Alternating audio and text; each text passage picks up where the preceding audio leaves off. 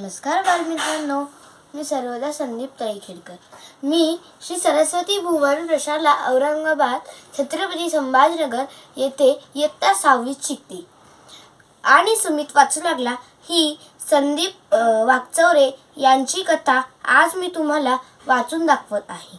ही कथा लाडोबा मासिकाच्या अंगात वाचण्यासाठी उपलब्ध आहे. नक्की वाचा हा. आणि सुमित वाचू लागला.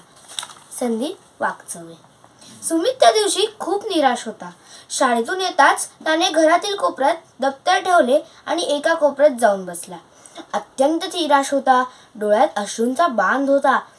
नेहमी शाळा सुटल्यावर खेळाच्या मैदानावर जाणारा सुमित आज घरातील कोपऱ्यात बसलेला पाहून आईला आश्चर्य वाटले. आई त्याच्या जवळ गेली आणि त्याला म्हणाली, "काय रे सुमित, काय झाले? आज असा निराश का बरं?" शांत असणारा सुमित आता मात्र आणखी जोरजोरात रडू लागला. आता तर आईलाही कळेना काय झाले म्हणून. आईने त्याला जवळ घेतले, डोळे पुसले आणि "शांत राहा बरं" असं सांगितलं. सुमित काही रडायचं थांबेना. आई त्याला समजवण्याच्या सुरात पुन्हा सांगू लागली. तेव्हा सुमित म्हणाला, "आई, वर्गात सुनेत्रा खूप हुशार मुलगी आहे. तिचेच आज सारेच कौतुक करत होते.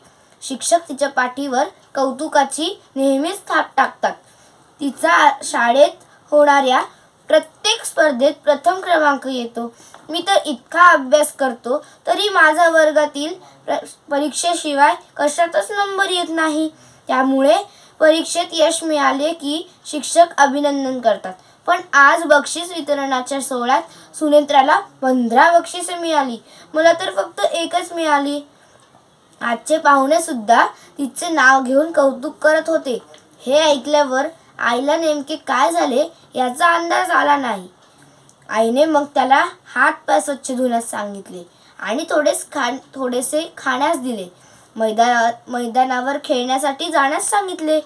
खरं तर आईशी बोलल्याने सुमित शांत झाला. आता तो खेळायला मैदानावर गेला आणि बराच वेळाने खेळून आल्यावर अभ्यासालाही बसला. जेवणासाठी आई, बाबा, ताई, दादा आणि सुमितही बसला. आज काय घडले हे आईने बाबांना सांगितले होते. त्यामुळे तसे वातावरण शांत होते आणि सुमितही शांत बसला होता. बाबांनी सुमितशी जेवताना गप्पा मारायला सुरुवात केली. बाबांनी आज आपल्या कार्यालयातून येताना मुलांसाठी छान छान असलेली पुस्तके आणली होती. स्वतःसाठी देखील आणली होती. काही पुस्तके कवितांची होती, काही गाण्यांची होती, तर काही चरित्रात्मक होती. काही पुस्तके केवळ चित्रांची होती. पुस्तके खूपच सुंदर होती. मुखपृष्ठावर चित्रकाराने काढलेली चित्र सुंदर रेखाटलेली होती. पाहता क्षणी ती हातात घ्यावी असं प्रत्येकाला वाटायचं. जेवणानंतर ती पुस्तकं मिळतील आणि ती वाचायची आहेत बरं का सुमित, असंही बाबांनी सांगितलं. सुमित नेहमीप्रमाणे पुस्तके हाती घेऊन आपल्या झोपेच्या खोलीत निघून गेला. वरवर पुस्तके पाहिली आणि पुस्तके बाजूला ठेवून झोपी गेला. दुसऱ्या दिवशी पुन्हा नेहमीप्रमाणे अभ्यासालाही लागला. सुमित पाठ्यपुस्तकाशिवाय पलीकडे अभ्यासाचं नावच नाही. शाळेत जेवढे शिकवले तेवढेच वाचायचे. प्रश्न उत्तरं लिहायची, ती पाठ करायची. परीक्षेत ती लिहायची. त्या पलीकडे तो अभ्यास करतच नव्हता. बाबांनी आणलेली अवांतर पुस्तके ही वाचत तो नव्हता. घरात येणाऱ्या वर्तमानपत्राला हातही लावत नव्हता. त्याकडे डुंकूनही पाहत नव्हता. आई बाबा कुठे एखादे व्याख्यान असले की जायचे. सुमितला मात्र अशा कार्यक्रमाचा भारी कंटाळा यायचा. व्याख्यानाला जाण्यापेक्षा झोप घेणे पसंत करायचा. खेळायला जायचा, पण त्यात निमुळता होती असेही नाही. त्यामुळे शाळेत विविध प्रकारच्या स्पर्धा होत असायच्या, पण त्यात सुमित भाग घेत नव्हता. सुनेत्रा मात्र अभ्यासाबरोबर वक्तृत्व, निबंध, रांगोळी, रंगभरण, चित्रकला, गायन, वादन, काव्यलेखन अशा विविध स्पर्धेत भाग घ्यायची. खेळातही तिने अनेक बक्षिसे मिळवली होती. त्यामुळे ती सर्व शिक्षकांची अधिक आवडती होती. शिक्षक तिचे भरभरून कौतुक करायचे. इतक्या साऱ्या स्पर्धेत यश मिळूनही तिने अभ्यासातही घवघवीत यश मिळवले होते. असायचे. शाळेतील परीक्षेच्या गुणवत्ता यादीत ती नेहमी पहिल्या 3 मध्ये असायची. तशी तिची आर्थिक परिस्थिती फारशी चांगली नव्हती. तिचे आई बाबा दोघेही शेतकरी होते. सुमितचे बाबा शासकीय कार्यालयात अधिकारी होते, तर आई शिक्षिका होती. त्यामुळे सुमितला हवे तेव्हा मिळत होते. मात्र अभ्यास सोडून तो इतरत्र चमकताना दिसत नव्हता.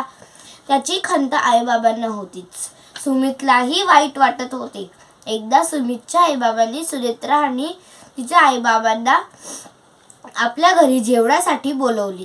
त्या निमित्ताने गप्पा होतील आणि सुनेत्रा कशी अभ्यास करते हे सुमितला कळेल, असे त्याच्या आईबाबांना वाटत होते.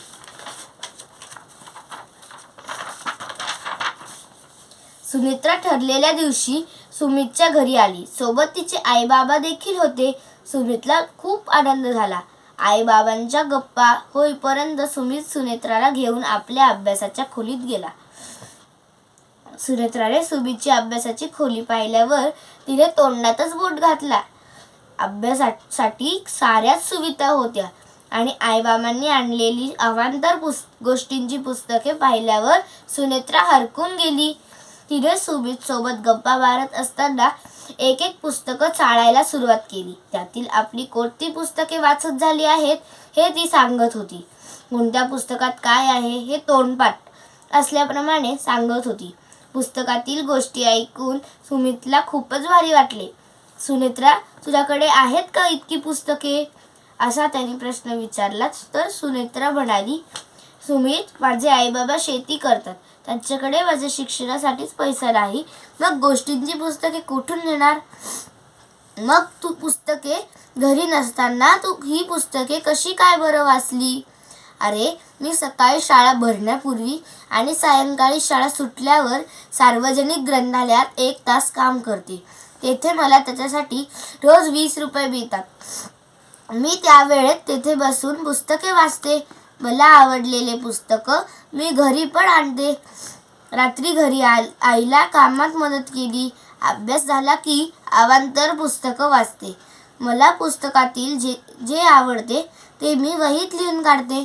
ते जे लिहिते ना, मग त्याचा उपयोग मी भाषण करताना, निबंध लिहिताना करते. असं बरंच काही ती सांगत होती आणि सुमित फक्त ऐकत होता. आपल्याकडे इतकी पुस्तके असूनही आपण मात्र काहीच वाचत नाही याचे त्याला वाईट वाटत होते. बराच वेळ झाला तरी हे दोघं खोलीतून बाहेर येत नाहीत. म्हटल्यावर आई बाबा दोघांनाही बोलवण्यासाठी गेले.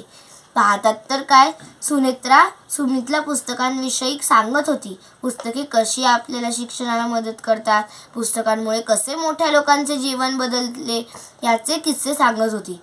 तिने किती पुस्तके वाचली आहेत हे सांगत होती. अशा गप्पा सुरू असताना आई बाबाही कान देऊन ऐकू लागले होते. आता त्या दोघांना भूक लागली म्हणून बाहेरची वाट धरली. तर आई बाबा दरवाजातच वाट पाहत असल्याने त्यांनी पाहिले. आई बाबांना देखील आश्चर्य वाटत होते. आता सारेच जेवणासाठी बसले होते. तिथे गप्पा सुरू झाल्या. सुमितच्या आईबाबांनी गप्पांना सुरुवात केली. सुनेत्राच्या आईबाबांना गप्पा मारताना फारच लाजल्यासारखे होत होते. पण सुनेत्रा मात्र फारच आत्मविश्वासाने उत्तरे देत होती. अत्यंत चांगली आणि समृद्धपणे उत्तरे देत होती. आपल्या लेकीचे आईबाबांना फारच कौतुक वाटत होते. सुमितचे आईबाबा देखील सुनेत्राचे भरभरून कौतुक करत होते. सुनेत्राने आपण कसा अभ्यास करतो हे सांगितले. अवांतर पुस्तके किती महत्त्वाची आहेत याविषयी ती भरभरून बोलली. पुस्तके वाचनामुळे तिला कसा फायदा होतो हे तिने सांगितले. आपल्याला कलेक्टर व्हायचे आहे हे तिने बोलताना सांगितले. ते ऐकल्यावर कलेक्टर म्हणजे काय ग, असा प्रश्न सुमितने विचारला. तिनेच त्याविषयी माहिती सांगितली. तिचे ज्ञान पाहून सर्वांनाच आश्चर्य वाटत होते. इतक्या लहान वयात या पोरीने किती ज्ञान मिळवले आहे याचे कौतुक वाटत होते. एवढे सारे कसे ग तुला ज्ञान मिळाले, असे विचारल्यावर ती म्हणाली, काका, मी रोज 2-3 तास अवांतर पुस्तके वाचते. ग्रंथालयात येणारी नियतकालिके देखील वाचते. मी मला आवडलेली पुस्तके लिहून काढते. आता मी माझी दैनंदिनी बनवली आहे. कविता लिहिते, गोष्टी लिहिल्या आहेत. मला वाचन आणि लेखनाचा छंद आहे, त्यामुळे मला खूप छान वाटते. कंटाळा येत नाही. आणि जी माणसं जीवनात मोठी झाली आहेत त्यांनी तर खूप पुस्तके वाचली आहेत. त्यांना पुस्तकामुळे जीवनात यश मिळाले आहे. त्यामुळे पुस्तक मस्तक घडवते, म्हणून पुस्तके वाचायला हवीत. तिचे असे भरगच्च भाषण ऐकून सर्वांनाच धक्का बसला होता. सुमित मात्र मान खाली घालून हे सारे ऐकत होता. त्याला आता आपलीच लाज वाटू लागली होती. आपल्याकडे सारे असून आपण काहीच वाचत नाही, त्यामुळे आपल्याला जगात काय चालले आहे हे कळत नाही. आपल्याला सुनेत्रासारखे चांगले बोलता येत नाही, काय चालले आहे आणि चांगले लिहिताही येत नाही. आपल्याला तिच्यासारखा आत्मविश्वास नाही. ती जितका उत्साह दाखवते आणि विविध स्पर्धेत सहभाग घेते, तितक्या स्पर्धेत आपण सहभाग घेत नाही.